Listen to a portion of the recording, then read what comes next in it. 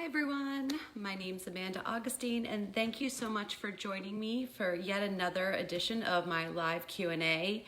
This week I'm focusing particularly on those who have just graduated or are graduating probably right about now. The information that I'm planning to share today is going to be useful for those who have just graduated, but if you've graduated in the last 12 months, I think all of this will be very useful to you as well. Again, I'm always happy to answer any and all job search questions, but I am trying to gear this particular conversation around those that are new to the workforce, because particularly you're hitting a really hard economy. I mean, there's no sugarcoating it. And so I would like to do whatever I can to provide resources and tips, things that are practical and tactical that you can start doing today or the moment this is done to help you, improve your job search strategy and ideally land a job sooner rather than later. So rude of me, I didn't actually introduce myself formally. My name is Amanda Augustine. I'm coming to you live from my home out on Long Island in New York, just a stone's throw or so away from New York City. And I am the resident career expert for TopResume, as well as our sister sites, Top Interview and Top CV. For anybody who's tuning in today, if you've never received any type of review, a professional review of your resume, I encourage you to go to topresume.com and you can submit your resume for a free review, or better yet, we currently have a resume makeover contest going on. Normally we pick a winner every couple months or so, but right now we're picking a winner each week for a 6-week period to ensure that we are helping as many people as possible get a fresh start on their new job search.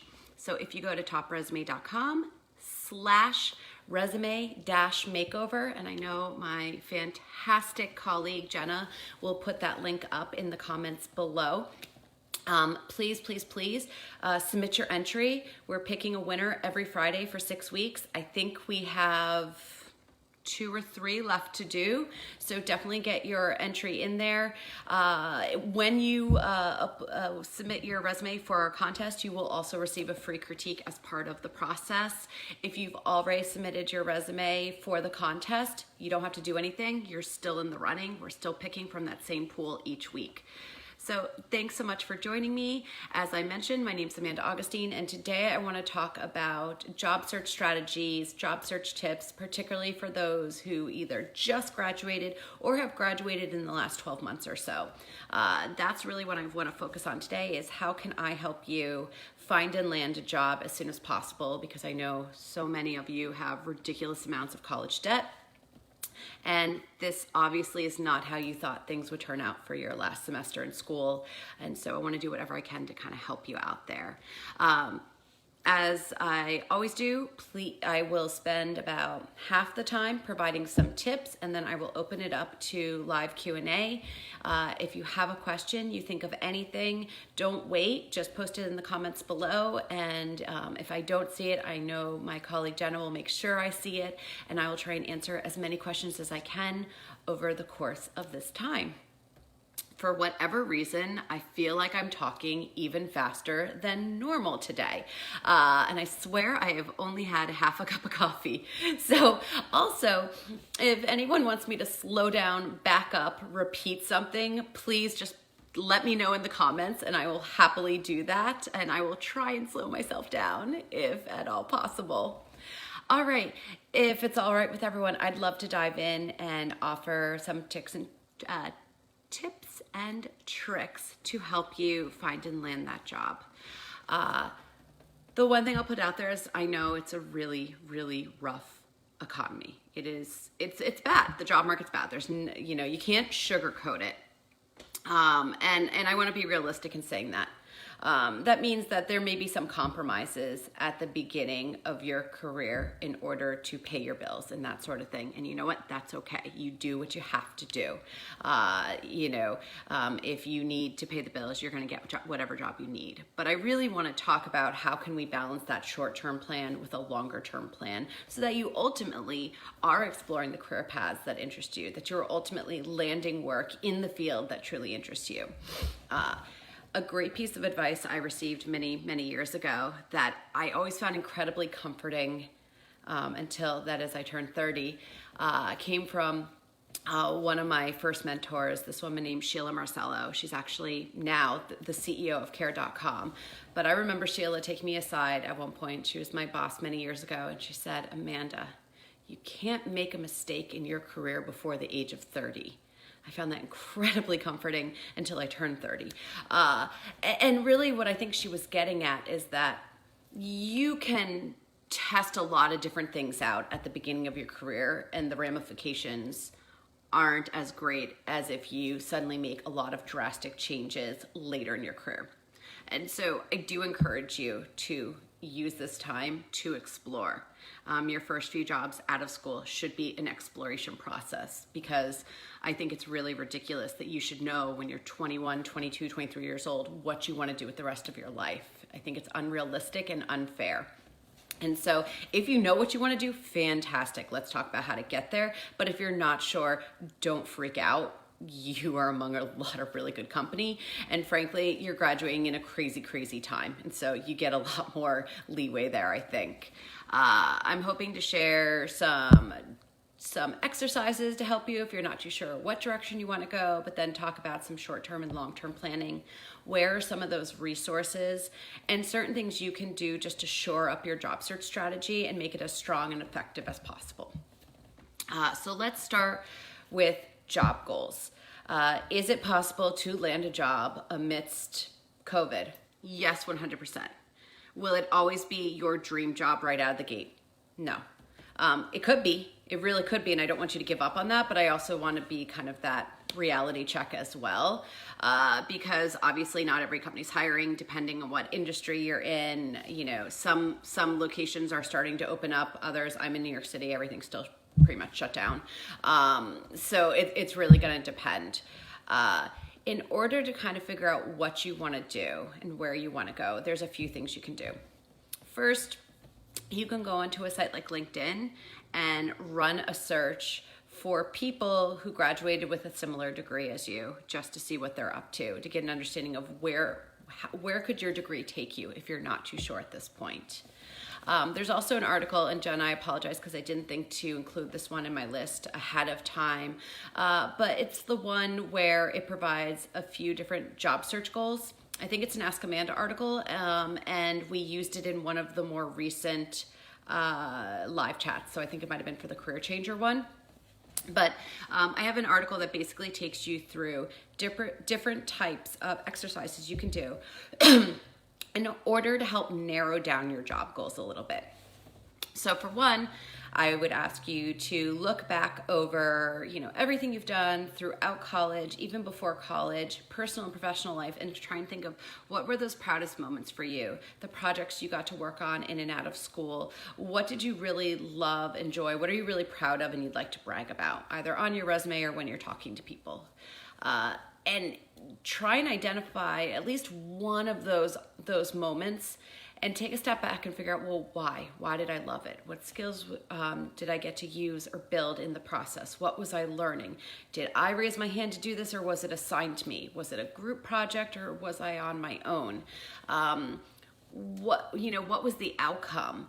All those things will help you. And this could also be through internships, co-ops, but it's a couple moments that make you really proud. You're trying to identify, well, what about those opportunities? What about those moments made you so happy and feel satisfied? And that can help you kind of tease out what I might want to do. What direction could I go with my career? There's another exercise I like doing, and it's called 9 Lives. So the rules of the game are you have 9 lives, just like a cat. You have to work in every single one of those lives. You're not going to marry rich. You're not going to inherit a ton of money. You got to work. For each of those jobs, whatever money you need to make to be happy, you're making it. Whatever skill set, education that you need in order to do that job, you have it. Just assume you do. Every job is equal prestige. If those were the parameters, what are the 9 jobs you'd hold in each of your 9 lives? And granted, the idea that the reason why we put in all those caveats is so that you can't go, well, I'd love to do that, but it doesn't make enough money. But my parents would shake their head at me because I went to college, and why would I want to do that? Or it's risky, or whatever it is. forget all that, put all the buts aside and just make a list. What would those 9 jobs be?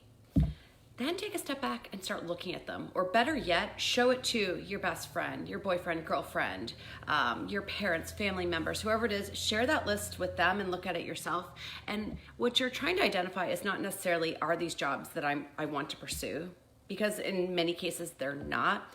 It's more about, what are the patterns I'm seeing? All of them show me working on my own. All of them show me working with animals. All of them show me using creativity as a major tool in the work that I do. All of them have me, leveraging technology. Whatever it might be, that's what you're trying to identify, or what are some of those themes, because that can also help point you in a specific direction. Now, obviously, I'm talking about more of that long-term goal planning, like what you could potentially do now that you've graduated. More of that long-term job. It might not be attainable today. It might be, but it might not be as well. And I want to be clear on that, because all that stuff is nice, but if it's not going to help you pay off your student loans, it's not really useful today. And so I did a webinar actually fairly recently for my alma mater, Marist College. Go Red Foxes. And I talked a lot about short-term planning versus long-term planning, when you're looking for a job during COVID. Your short-term planning might be a freelance job. It might even be a paid internship. It could be the customer service job or working at Target or something like that, because it pays the bills, it's getting you working, you're helping contribute, you feel a little better. That's okay. Do what you have to do. We actually have a really great resource that's all these different places where you can identify who's hiring today, either for short-term or long-term opportunities.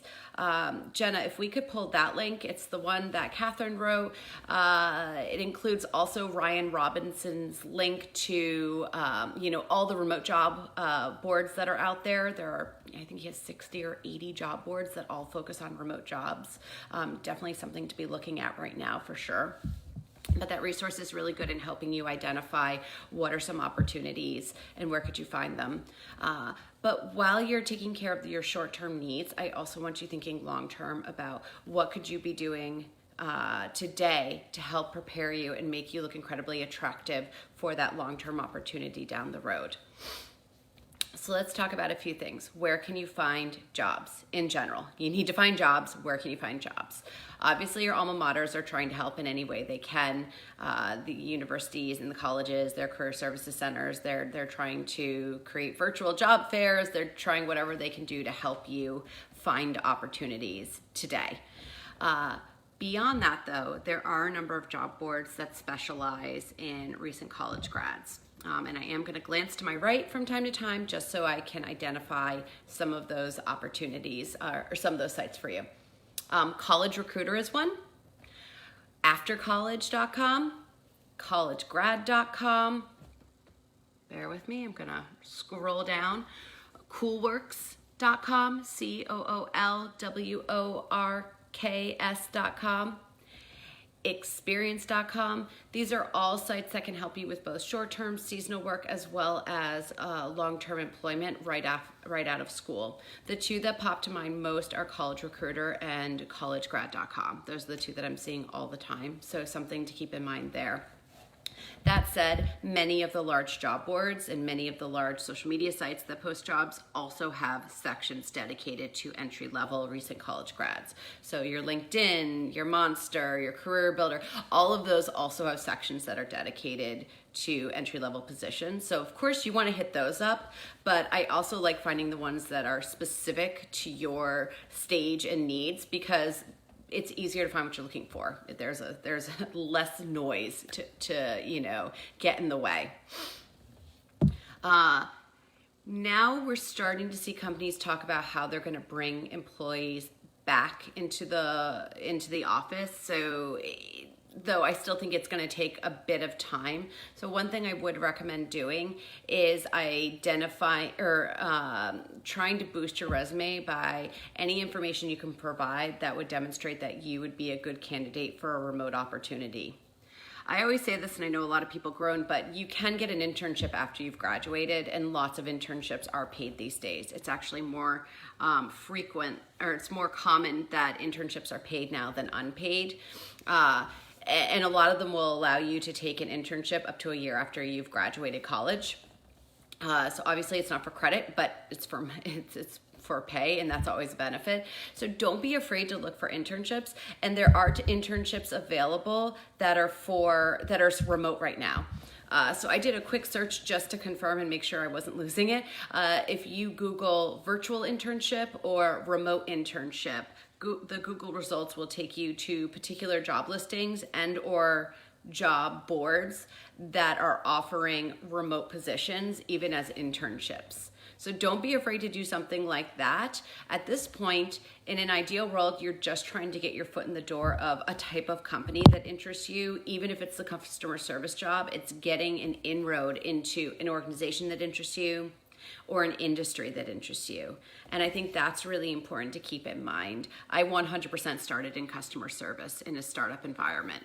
I was doing a little bit of absolutely everything, but a lot of customer service, a lot of emails, a lot of fielding that kind of stuff, a lot of like cleaning up things in the back end of a system.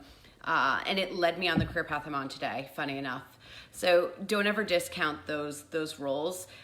You can leverage them appropriately. You can help pay the bills. You can start building relationships and meeting new people. It can lead to bigger and better opportunities down the road. So something to keep in mind. I think I'm jumping around a lot because there's so much different information we could cover when it comes to landing a job right out of college. So we talked a little bit about some exercises that you can do in order to identify what career path you want to go on.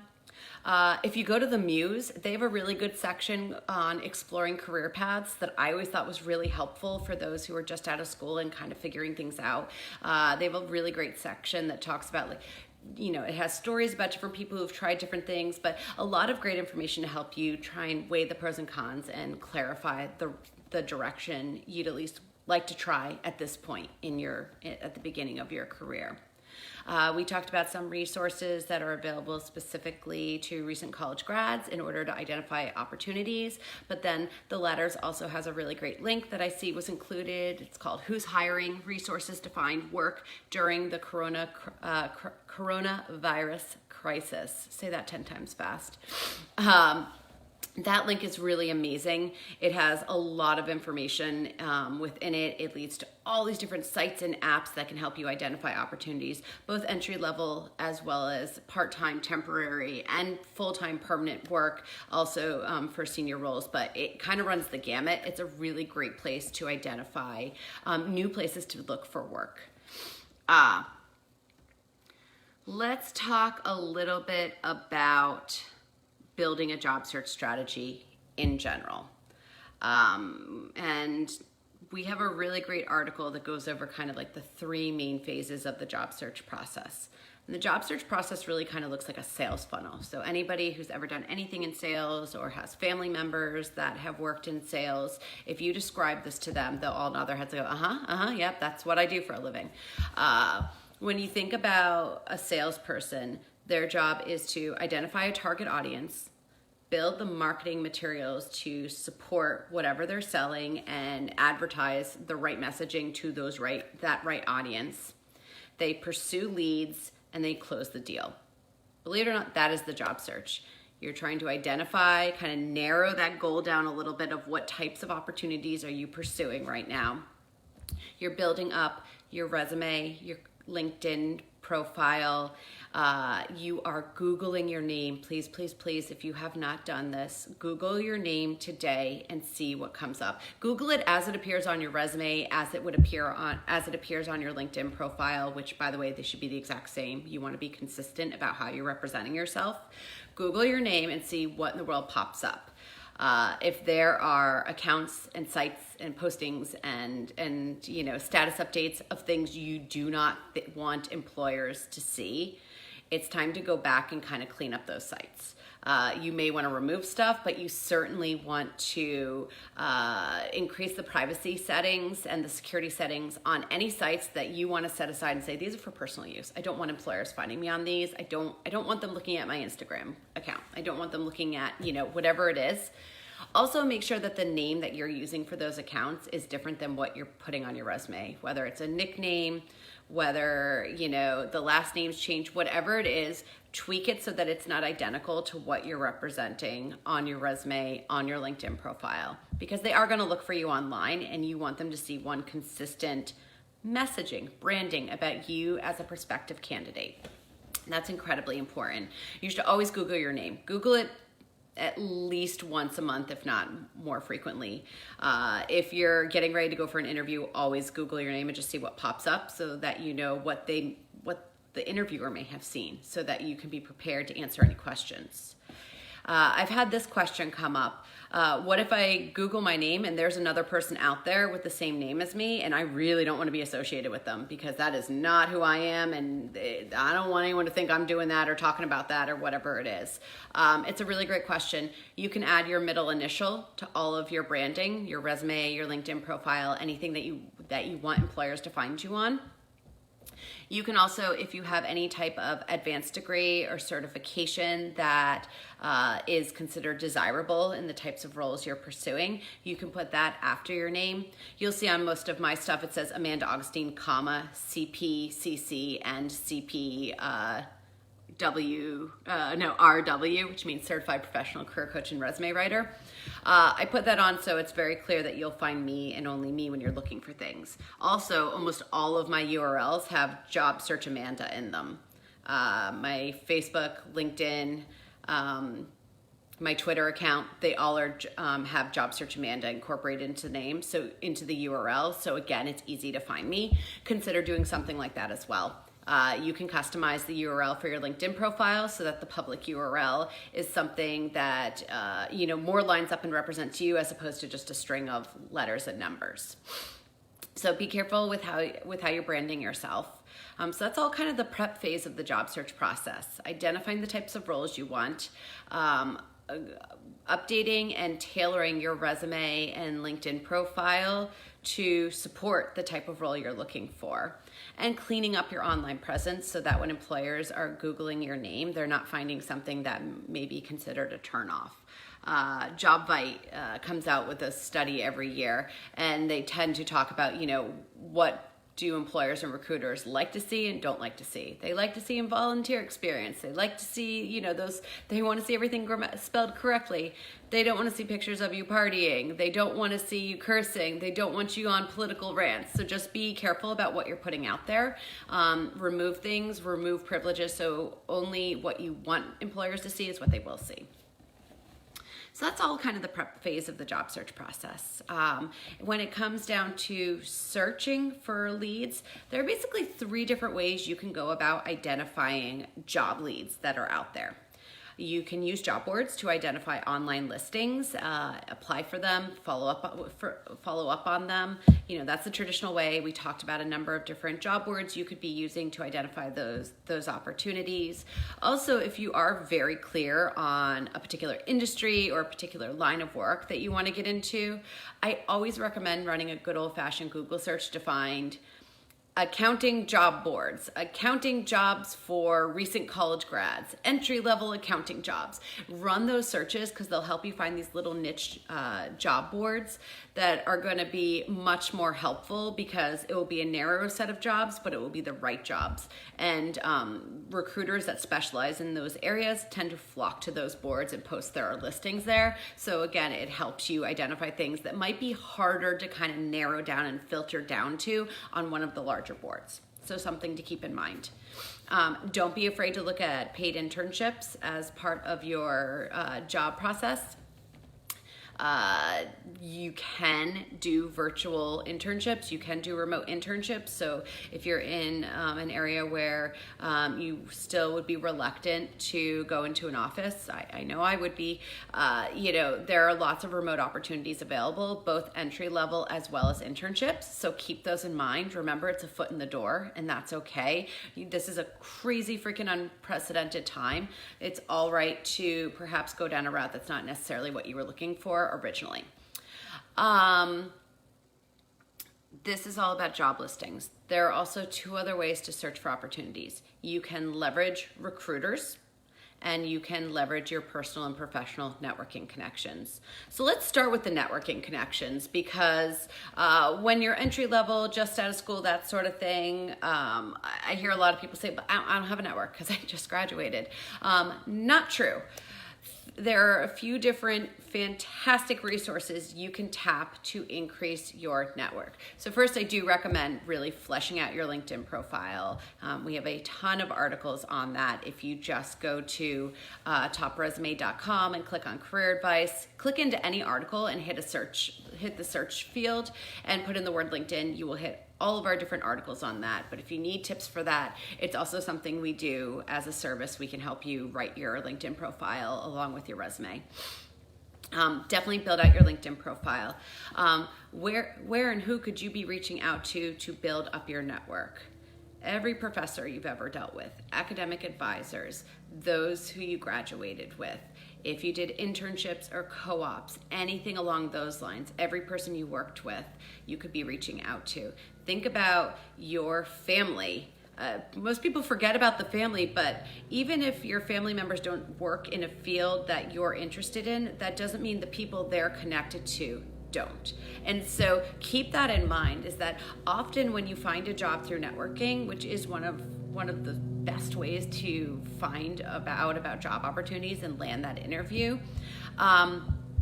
oftentimes how you find out about a job is not through a best friend. It's not through somebody who's in your close circle. It's actually someone that's more of a couple connections out.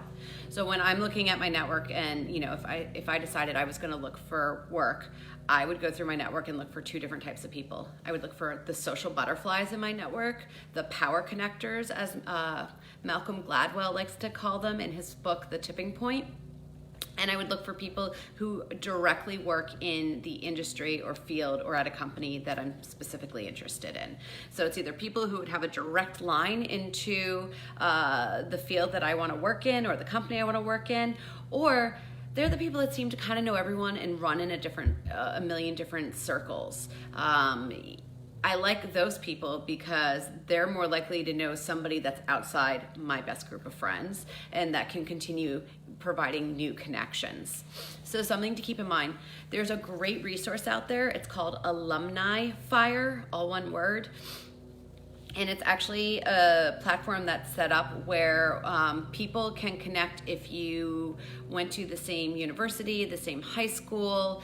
They've really kind of expanded. It used to only be colleges, but they've kind of expanded their services a bit, where it's people who are signing up saying, I need help and I want to help others. So it's going to help you identify people who maybe you didn't graduate with, but graduated from your alma mater 10 years ago and are actually in a really good position to either provide you with advice, introduce you to new people, or perhaps know about new opportunities.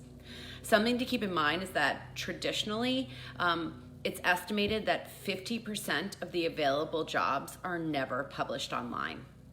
50% across the board never actually end up on a job board. So the only way that you're going to find out about those opportunities is if you start networking.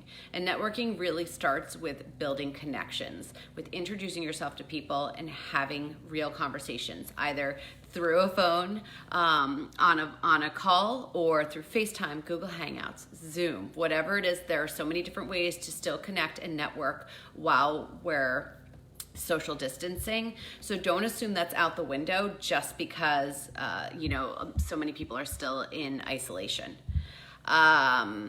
Let me look at the time. We're exactly at 1:30. I want to give time for questions. I just want to add a couple different things. So I always talk about how there's, harness the power of three. There are three different ways to go about identifying and pursuing leads. We talked about published jobs. We talked about leveraging your network. One thing that I haven't flat out said, but you will find if you read any of my content that's on networking, is that informational interviews are going to be your very best friend as you're searching for work. And while they especially apply if you're fresh out of school or you're considering a major career change, they're also valuable to practically any professional who's looking for a new job. The premise behind an informational interview is that you, the job seeker, are identifying people who work in the industry you want to work in in the line of work you really want to work in, or at a company that you're really interested in. And you're reaching out to them and saying, I'm very much interested in pursuing a line of work, doing X, Y, and Z. I noticed that you do that. You work in that industry, or you work in that field, or you work at that company. And before I get any farther along, I'd love to get 10 minutes of your time to pick your brain and just understand, the good, the bad, and the ugly when it comes to working at that kind of place or in that line of work. What publications should I be reading? What accounts should I be following? These are the companies I've identified. Are there other ones that I should be thinking about? How did you get your start in this field?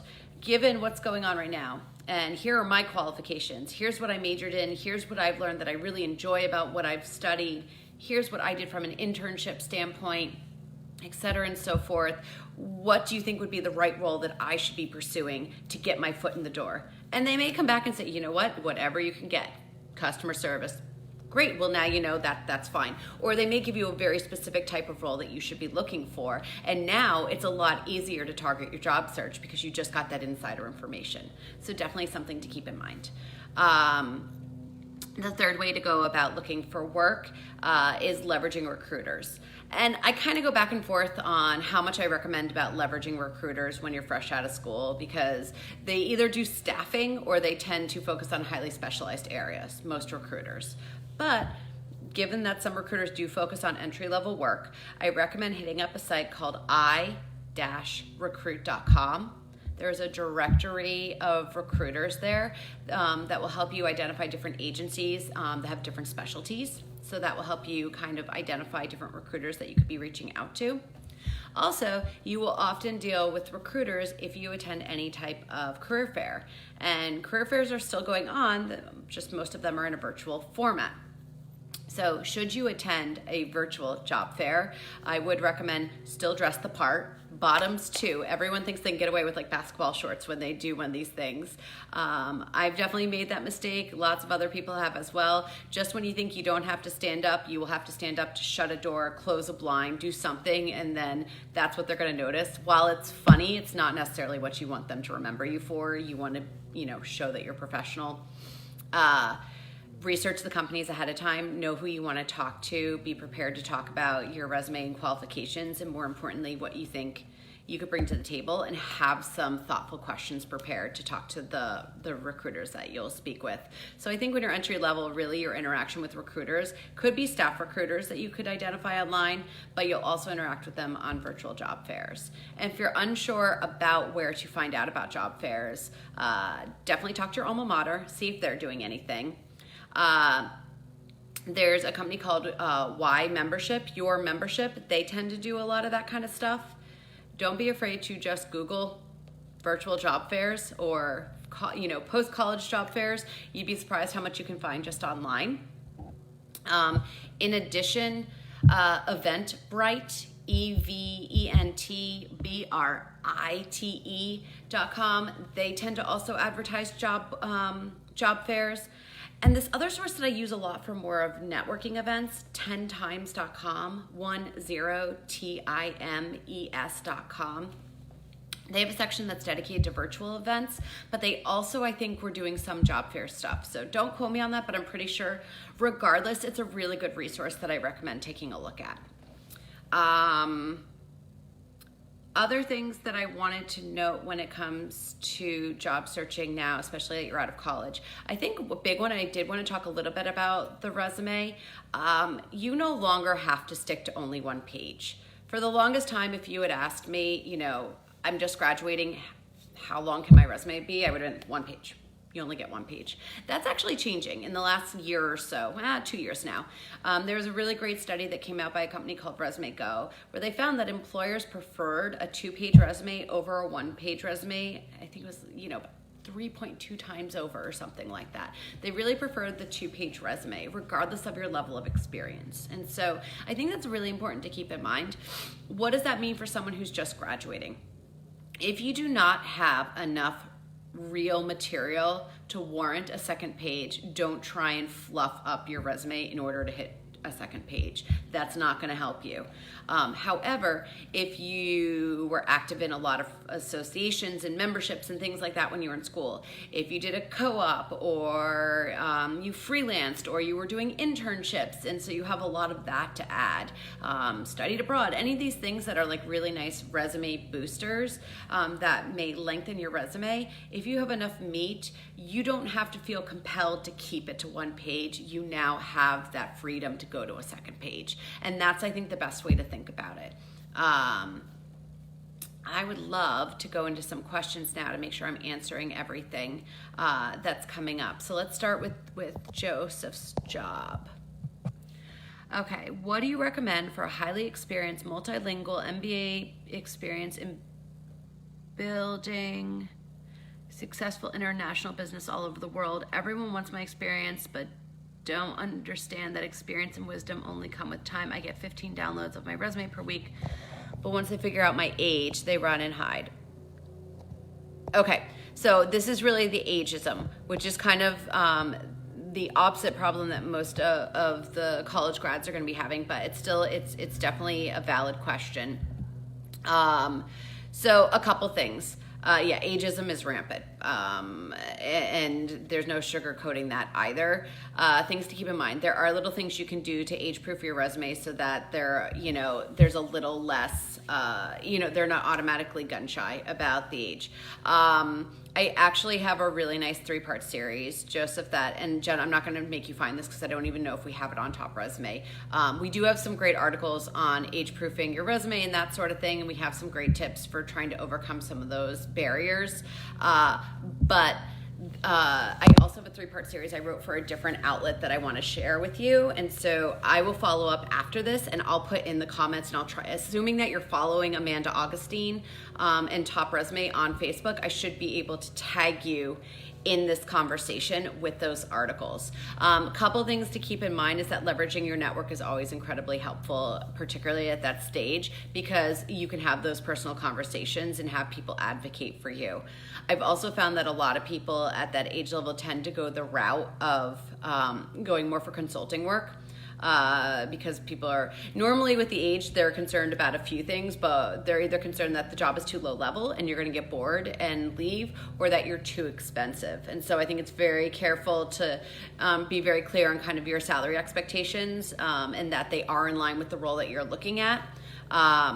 Also, leverage the resources where if recruiters are going there, they would expect age to come with their candidates. So for instance, AARP actually has a really robust job board and a lot of career services. I know that I've definitely contributed content for them in the past, and I think that's really important to keep in mind, because if someone's posting jobs on AARP, they already know they're dealing with somebody that's of a certain age or older, and so it makes it a little easier. Also I've said this before, but continue to leverage your network, and also keep in mind that even if your peers are retiring and that sort of thing, consider those that you managed, mentored in that arena, because they're now valuable, or more valuable, because they're now stepping up into larger positions, and if they know your work and know your integrity and what you bring to the table, they can also really help you kind of overcome that barrier. Okay, good question. All right, some other questions that I had received that aren't necessarily popping into the comments right now. My alma mater, Marist College, I know that Desmond Murray there had reached out, and he had told me, he's like, hey, please talk about virtual internships. And so I will bring that up for those out there. I've already said this a few times, but for anybody who is looking for work, don't shy away from internships. They are important. They can be helpful. We have 2 success stories at our company where two women in my department started as internships. They'd both just graduated, both came in as interns, and then have moved on. They've been with us for over 2 years now, and they're definitely not interns anymore. They both have dual, interests, so they work with us on a part-time basis, but it goes to show that internships can lead to longer term opportunities. And I know that the economy that you're graduating in is not great. I know that. And I know that a lot of those internship to job offer opportunities have dried up, but that might just be that opportunity right there. Still stay in touch with those people. That's something so important. If it didn't pan out now, but you had a good experience, don't give up on that. I mean, keep pursuing other leads, do what you need to do, especially in the short term to pay your bills, but keep that relationship alive. Once a quarter at least, or maybe once every other month, check in with the people that you were close with that worked at that organization or work at that organization, just to see what's going on. You just want to make sure that they don't forget about you, so that when the dust does finally settle, when things start getting back to some semblance of normalcy, and you see those types of employers now accepting, hiring and recruiting for new positions, you want to make sure that you're top of mind. Don't be afraid especially now, if you have to take that short-term job in order to get by, there are other things you can be doing on the side as you're searching for a longer-term opportunity that will help, boost your resume. And so a couple things to keep in mind are, what professional development activities could you be doing that would allow you to increase either your knowledge or skill set for an area that you're really interested in? What types of informational interviews could you be conducting with different people to help you narrow your career path and those goals down a little bit more, so that as you're pursuing that longer term opportunity, you're much more certain or sure that this is the route you want to go. Also, things to keep in mind. There are what's known as micro credentials. You could go and get a specific certification in a particular area, so it's more than just a course from Coursera or edX. We actually have a really great link out there on our website that's a list of all these different online courses you could be taking to develop your skills while you're in self-isolation. I think that that's definitely worth looking at. Something that I really love, and I talk about it probably in every single one of these live chats, is the concept of skills-based volunteer opportunities. There are a number of sites that offer skill-based volunteer opportunities. The one that I can always remember, and I can never remember any of the others for whatever reason, is Catch a Fire, CATCHAFIRE. Look it up, or just simply Google skills-based volunteer opportunities. What I love about these, and again, this is not the end all be all. This is, you're doing the short-term gig that's helping pay the bills, and you're looking for other opportunities to help grow your skill set and build your resume for that longer-term goal. Skills-based volunteer opportunities can be really valuable because they allow, TopResume is another resource. They allow you to offer up, hey, I graduated with a degree in accounting. I don't know why, but accounting is my example today. Maybe I can help with the bookkeeping for a nonprofit organization that doesn't have the means to pay somebody with this knowledge to do this, but I can help them out. Or perhaps you can leverage your skill set, especially if you're in a creative field, if you're, in writing, editing, that sort of thing. There's so many freelance short-term opportunities you can take advantage of that are really nice because they can help build your portfolio and boost your resume while you're looking for that full-time role in journalism or whatever it might be. That's definitely something to keep in mind. Other things, if you're not too sure what you could be doing that would actually improve your candidacy, use your informational interviews to find that out. Your career services is definitely going to help you set yourself up for success, but once you've kind of identified or you're still exploring that career path, one of the things you want to do when you're talking to people who are in roles or fields or industries that interest you is find out, well, what are the skills that you don't learn in college that would give me, that would set me apart from other candidates. That's something really great to keep in mind. They'll help you identify, what's worth your time and what's not worth your time, because I don't want to waste your time. I want you to do things that are only going to improve your candidacy. Great, some more questions that were sent in. Beautiful, thank you. How do I respond to salary expectation questions? Great question. You do have to have a number in mind when somebody asks you about your salary, whether it's in the job listing or it's during the phone screen process. Use sites such as Payscale, Salary.com. There's one called Paysa, though I feel like they inflate the numbers a little bit. I'm going to pop into this. Bear with me for a second. So PayScale, Salary.com, Paysa, Glassdoor, Vault, Career Bliss. All of these will help give you some background information on companies as well as potential salary ranges for your field or target opportunity. I really like that one. You want to look and see what is the range, because often a lot of these, like PayScale or Salary.com, you can filter for your level of experience, the location of the job, the size of the company, the industry of the company, because all of those factors kind of determine what is the going rate for this type of role. You want to identify what that number looks like, and it's normally a range, and you want to pick something on the lower end, but closer to the middle. Why do I say that? Because it's just a starting off point. That is not what you are stuck with. And if you pick the very high end, you might get screened out before you really get a chance to prove the potential that you have and the value that you could bring to the organization. So have a number in mind.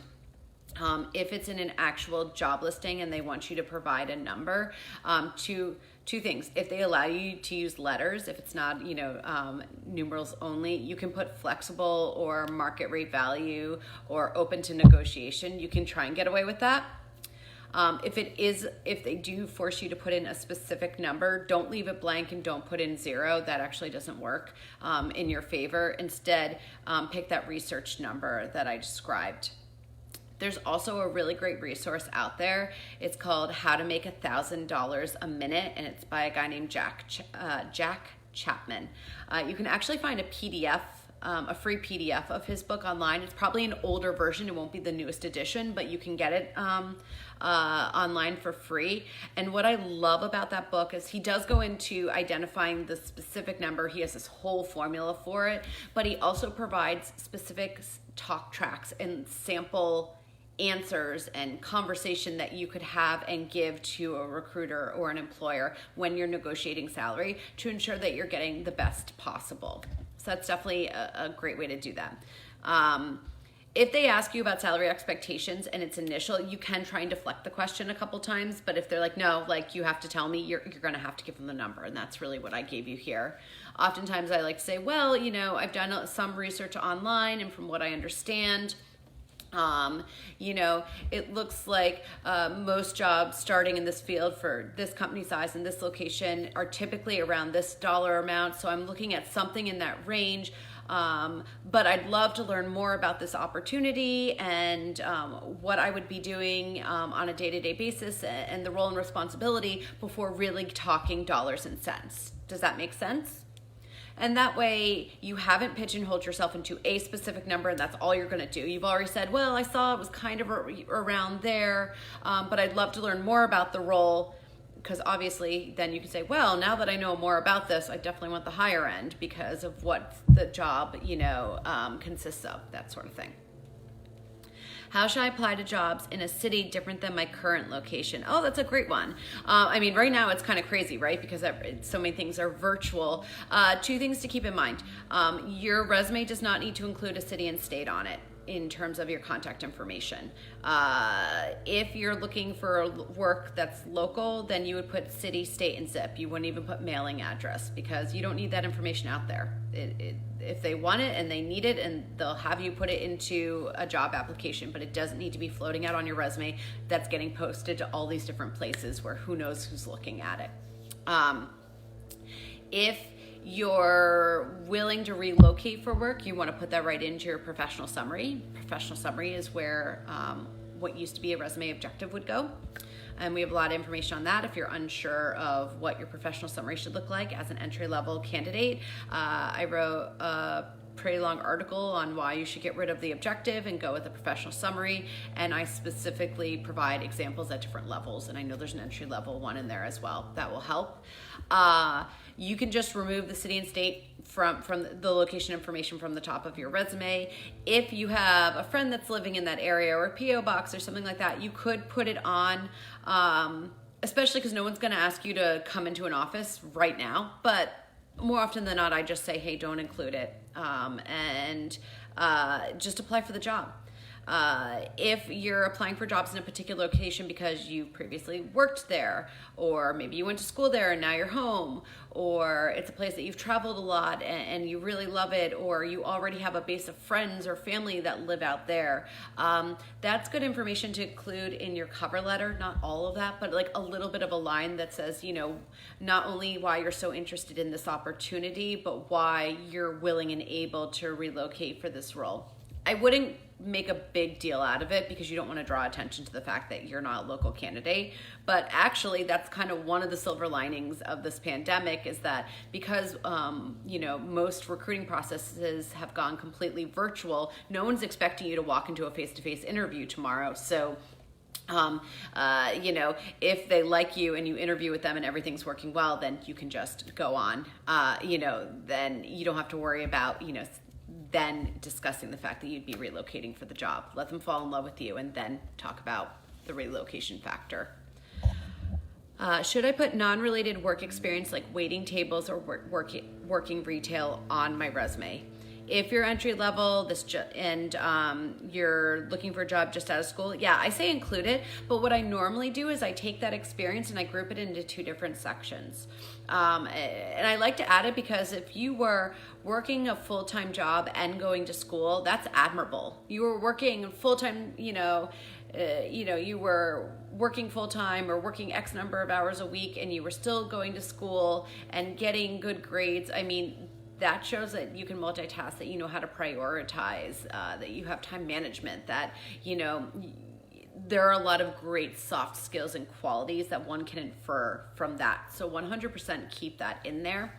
But if you also did an internship, say your final semester, over winter break, that's relevant to what you're looking for, you want to headline that type of information first.